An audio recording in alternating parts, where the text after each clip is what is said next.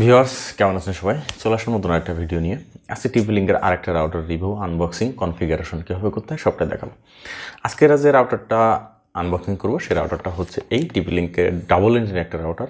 আমি এর আগেও বলেছি আমি পর্যায়ক্রমে ধাপে ধাপে মার্কেটে যতগুলো রাউটার আছে কম দামে বেশি দামি সব রাউটার নিয়ে পর্যায়ক্রমে ধাপে ধাপে ভিডিও দেওয়ার চেষ্টা করবো। তারই ধারাবাহিকতায় আজকে এই রাউটারটার রিভিউ, কনফিগারেশন, আনবক্সিং কীভাবে করতে হয় সবটাই আপনাদের সামনে তুলে ধরবো। রাউটারটা মডেল নাম্বার এখানে দেখতে পাচ্ছেন WR844N। ফার্মারটা বেশ আপডেট করা হয়েছে।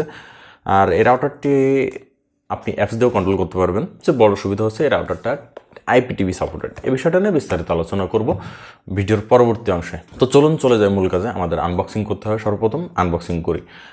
আর আনবক্সিং করার আগে একটা কথা বলে নিই, আপনি যদি আমার চ্যানেলে নতুন দর্শক হয়ে থাকেন তাহলে অবশ্যই চ্যানেলটি সাবস্ক্রাইব করে নিন, আর যদি অলরেডি করে থাকেন অসংখ্য অসংখ্য ধন্যবাদ। তো চলুন চলে যায় সরাসরি আনবক্সিংয়ে। তারপর কীভাবে কনফিগারেশন করতে হয়, রাউটারের ফিচার্সগুলো তার ভিতরে আনবক্সিং করতে করতে আমরা জেনে নিব। আর রাউটার ইউজেস, কতজন ইউজ করতে পারবেন, কতজন ব্যান্ডউইথ কী পরিমাণ ব্যবহার করতে পারেন সবটা নিয়ে আলোচনা থাকবে ভিডিওর মাঝখানে। ভিউয়ার্স, রাউটারটা দেখতে পাচ্ছেনই, এখানে রাউটারটার মডেল নাম্বার দেওয়া আছে, আর এখানে আপনার টিপলিংকের যে লোগোটা দেওয়া আছে সেটা দেওয়া আছে, এক্সেল টেকনোলজির লোগো। আর ওয়ার্ল্ড নাম্বার 1 এখানে একটা অপশন দেওয়া আছে। রাউটারটা ডাবল ইন্টারনেট দেখানো যাচ্ছে। আর এখানে 4-in-1, তার মানে access point, range extender, router, WSP mode, চারটাভাবে রাউটারটি ব্যবহার করতে পারবেন। আর 5dB অ্যান্টেনা এখানে বলা হলেও কিন্তু 5dB আছে কিনা আমি কনফিউজড। ইজি সেট আপ, মানে এখানে যে টিপলিংকের যে অ্যাপটা আছে থিয়েটার অ্যাপস দিয়ে আপনারা কন্ট্রোল করতে পারবেন IPTV সাপোর্টেড। এখানে রাউটারটার বেশ কিছু অপশান বা রাউটার সম্পর্কে ইনফরমেশন দেওয়া আছে, আপনাদের প্রয়োজন হলে আপনারা অবশ্যই দেখে নেবেন। আর রাউটারটার বাইরের পাশে আপনারা যে 4টা মডেলের কথা বলা হয়েছে, 4টা মডেল কীভাবে কাজ করে সেটা এখানে দেওয়া হয়েছে, যে 4-in-1।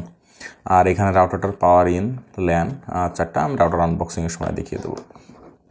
আর কি কি কানেক্ট করতে পারবেন এখানে সেরকম একটা ধারণা দিয়ে দিয়েছে, স্মার্টফোন, ট্যাবলেট, ল্যাপটপ। আর ল্যান দিয়ে গেম কনসোল এবং ডেস্কটপ চালাতে পারবেন। তো চলুন রাউটারটা আনবক্সিং করি।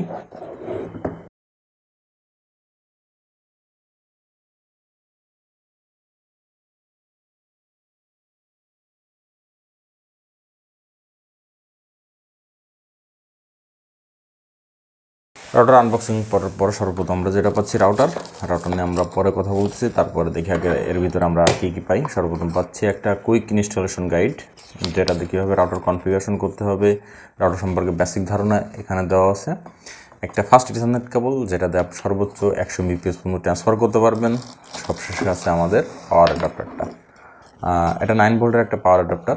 এবার চলুন রাউটারটা আমরা একটু বের করে দেখি রাউটারটা কেমন। রাউটারটা দেখাচ্ছে এই একেবারে হোয়াইট কালার, ডাবল এন্টিনা, মোটামুটি ছোটো একটা রাউটার, স্মার্ট রাউটারও বলতে পারে। একটু বলে নিই কতজন চালাতে পারবেন, কনফিগারেশন এবং ব্যান্ডউইথ কন্ট্রোলের সিস্টেম আছে কিনা।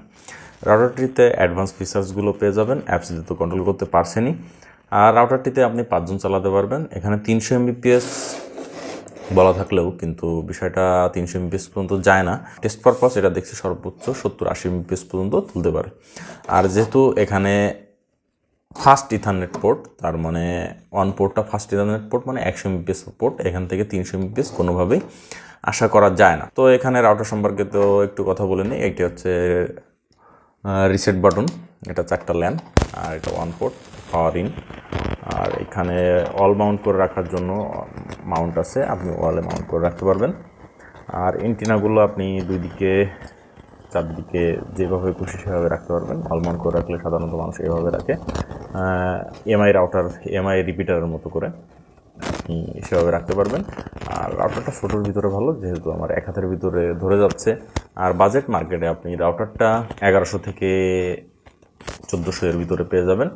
আর রাউটারটার ফিক্সড প্রাইস আমি বলবো না, কারণ এটা আমার কোনো স্পন্সর ভিডিও না। আর এই রাউটারটা আপনারা যেখান থেকে খুশি নিতে পারেন, কিন্তু টিপলিংকের এক্সেল টেকনোলজির লোক দেখে অবশ্যই নেবেন, কেননা এটা ওয়ারেন্টি সার্ভিস প্রোভাইড করে এক্সেল টেকনোলজি। এই জন্য অবশ্যই আপনারা এক্সেল টেকনোলজির লোগো আছে কিনা এটা দেখে নেবেন। তারপরে রাউটারটা ওভারঅল ভালো, 5-6জনে আপনারা ভালোভাবে চালাতে পারবেন। কিন্তু হাই গেমিং যদি করছেন এই রাউটারটার ধারেও যাবেন না, কেননা কম দামে বাজেটের রাউটারগুলো গেমিং পারফরমেন্স খুবই খারাপ থাকে, ল্যাটেন্সি অনেক হাই হয়ে যায়, যেটা আপনাদের পরবর্তীতে ঝামেলায় ফেলতে পারে। তো আপনারা ল্যাটেন্সি যদি কমাতে চান বা কম ল্যাটেন্সিতে যদি রাউটার ব্যবহার করতে চান, তাহলে অবশ্যই এই রাউটারগুলো বাদে দামি রাউটার AC সিরিজ বা ডুয়েল ব্যান্ডের রাউটার দিকে যাবেন। তো রাউটার সম্পর্কে বিস্তারিত ধারণা তো দিলাম, রাউটার আনবক্সিং করলাম। তো চলুন কীভাবে কনফিগারেশন করতে হয় সেটা দেখি।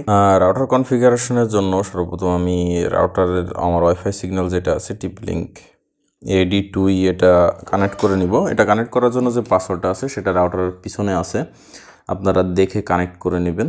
রাউটার কানেক্ট করার পর এরপর আপনি রাউটারটাকে অ্যাপস দিয়ে কন্ট্রোল করতে পারবেন, বা সরাসরি যদি চান তাহলে সরাসরি ওয়েব পেজ দিয়েও কনফিগারেশন করতে পারবেন। অ্যাপসে চলে যাব। অ্যাপসে চলে যাওয়ার পর অ্যাপসে লগ ইন ঢোকার পর আমাকে এরকম দেখাবে। এখান থেকে মূলত আমার রাউটারটা কনফিগারেশন করতে হবে। আমি যদি এখানে যাই তাহলে এখানে ক্লিক করলে আমি রাউটারটার নতুন পাসওয়ার্ড তৈরি করতে বলবে। আমি এখানে অ্যাডমিন দিয়ে দিলাম। এখানে 6 ক্যারেক্টার চাইছে, 1 2 দিলাম। ক্রিয়েট করে নিলে আমার রাউটারের পাসওয়ার্ড ক্রিয়েট হয়ে যাবে। এখন পরবর্তীতে আমি এই রাউটারটা এভাবে কনফিগারেশন করতে পারবো। আর এখানে কানেক্টিভিটি যদি পিপিওই দিই তাহলে আমি পিপিওই দিয়ে নেক্সটে যাওয়ার পর এখানে ইউজার নেম পাসওয়ার্ড দিলে আমার রাউটারটার কনফিগারেশন হবে। আর ডাইনামিক আইপিতে করলে ডাইনামিক, স্ট্যাটিক করলে স্ট্যাটিক। এখানে করলে ম্যানুয়ালি ইন্টার ম্যাক অ্যাড্রেস আর ডু নট, যদি অটো ডিআইসিপি করতে চান বা ডব্লিউপিএস মোডে করতে চান তাহলে এই অপশানটা আপনার কাজে লাগবে। আর পিপিওইতে গেলে ইউজার নেম পাসওয়ার্ড দিয়ে নেক্সটে চলে যাবেন। নেক্সটে চলে যাওয়ার পর এখানে আপনি নেটওয়ার্ক আইডি, এসএসআইডি যেটা আপনি দিতে চাচ্ছেন সেটা দিবেন। আপনি XYZ যে কোনো একটা দিতে পারেন। পাসওয়ার্ডস আপনার ইচ্ছা মতো দেওয়ার পর এখানে নেক্সটে যাওয়ার পর এখানে অ্যাপ্লাই দিলে মোটামুটি আমাদের এখান থেকে কাজ শেষ হয়ে যাবে। শেষ হয়ে গেলে আমার ওই সিগন্যালের উপরে আমরা কনফিগারেশন দেখতে পারবো। আর এখানে আমার রাউটার মডেল নাম্বার ইনফরমেশন এখানে শো করতেছে। আর এখানে লগ ইন করলে ক্লিক করলে মোটামুটি আমরা রাউটারটার যে কনফিগারেশন সেই কনফিগারেশনটা এখানে দেখতে পারবো। মূলত এর অ্যাডভান্স ফিচার্সগুলো রয়েছে ব্রাউজার দিয়েও দেখতে পারবেন। আমি সরাসরি যদি ব্রাউজারে চলে যাই, ব্রাউজার এখানে ক্লিক করলে ম্যানেজ রাউটারে ক্লিক করলে আমাকে বা 192.168.1.1 আমি অ্যাডমিন 1 2 লগ ইনে ক্লিক করবো। লগ ইনে ক্লিক করলে নট নাও, এখান থেকে যদি চান নেক্সট ক্লিক করতে পারবেন। নেক্সট, এখান থেকে নেক্সট, আপনার যেটা ইচ্ছা সেটা নেক্সট ক্লিক করে মোটামুটি নেক্সটে ক্লিক করে এখান থেকে আপনি এটাকে কনফিগারেশন ওকে করে নিতে পারবেন। এই কিউআর কোড স্ক্যানিং করে পরবর্তীতে আপনি রাউটারটা কানেক্ট করে নিতে পারবেন। আর এখানে সর্বশেষ ফিনিশে ক্লিক করলে আমার মোটামুটি কাজ শেষ। আর এখানে ক্লায়েন্ট কতজন আছে সেটা এখানে দেখাবে, কীভাবে কানেক্টিভিটি আছে সেটা এখানে দেখাবে, কোন পোর্টে কানেকশন আছে সেটা, ইন্টারনেট কানেকশন আছে কি না সেটা এখানে দেখাবে।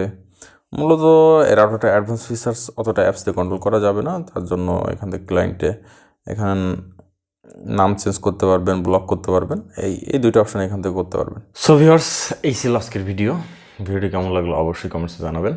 ভিডিও যদি ভালো লেগে থাকে তাহলে অবশ্যই চ্যানেলটি সাবস্ক্রাইব করে বেল আইকনটি বাজিয়ে পাশে থাকবেন, যাতে করে আমার পরবর্তী যে কোনো আপডেট সবার আগে পান। আমি এই রাউটারটিতে সম্পূর্ণটাই আপনাদের সামনে তুলে ধরার চেষ্টা করেছি, যেহেতু কম বাজেট, প্রাইস কমের ভিতরে মোটামুটি ভালো বলা যায় রাউটারটি। যদি আপনার হাই পারফরমেন্স, হাই গেমিং করতে চান তাহলে এই রাউটারটা আপনাদের জন্য পারফেক্ট না, আপনারা তখন ডুয়েল ব্র্যান্ড বা এসি সিরিজের দিকে যাবেন। তো আজ এই পর্যন্তই, দেখা হবে পরবর্তী কোনো ভিডিওতে। সে পর্যন্ত ভালো থাকবেন। আল্লাহ হাফেজ।